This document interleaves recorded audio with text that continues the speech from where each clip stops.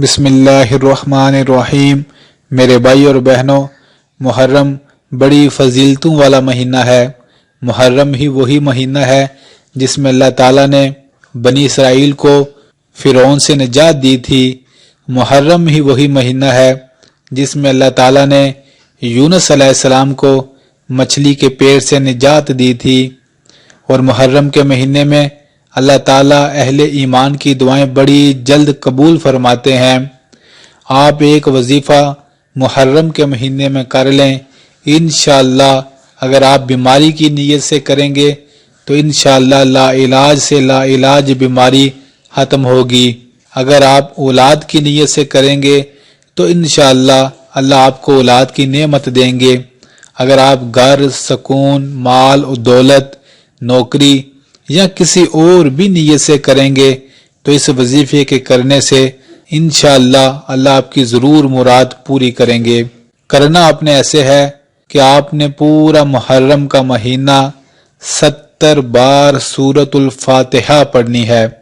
میرے بھائی اور بہنوں، کاش مسلمان سورۃ الفاتحہ کے لفظوں کی برکت کو جان جاتے، کاش سمجھ جاتے کہ قرآن عظیم جیسی عظیم کتاب کی پہلی سورۃ الفاتحہ کتنی بڑی عظمت اور فضیلت اور شان والی سورت ہے۔ کاش ہم مسلمان اس کی عظمت جان جاتے تو ہمارے تمام غم، پریشانیاں، دکھ ختم ہو جاتے۔ میرے بھائی اور بہنوں، آپ ایمان رکھ کر محرم کے مہینے میں 70 بار سورۃ الفاتحہ روزانہ پڑھیں، چاہے دن میں اکٹھا پڑھ لیں یا 10-10، 15-15 کر کے اس سورت کو پڑھ لیں۔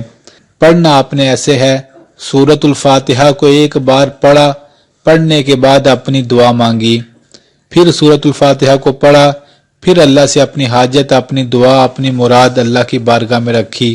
اس طرح آپ نے پورے دن میں سورۃ الفاتحہ 70 بار پڑھنی ہے اور 70 بار اللہ سے اپنی دعا، اپنی حاجت مانگنی ہے۔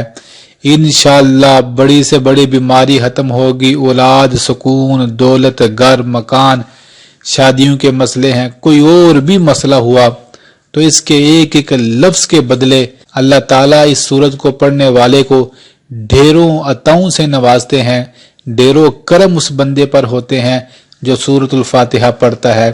تو لہٰذا اس پورے مہینے میں یہ وظیفہ کر لیں، آپ کی نسلیں خوشیاں دیکھیں گی، آپ کی نسلوں میں خوشحالی آ جائے گی، سکون آ جائے گا۔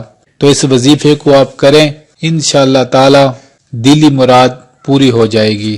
اللہ سونا سورۃ الفاتحہ کے صدقے ہم سب کے تمام غموں، پریشانیوں، دکھوں، مصیبتوں کو دور فرما دے۔ بے شک ہم بڑے کمزور ہیں۔ جزاک اللہ۔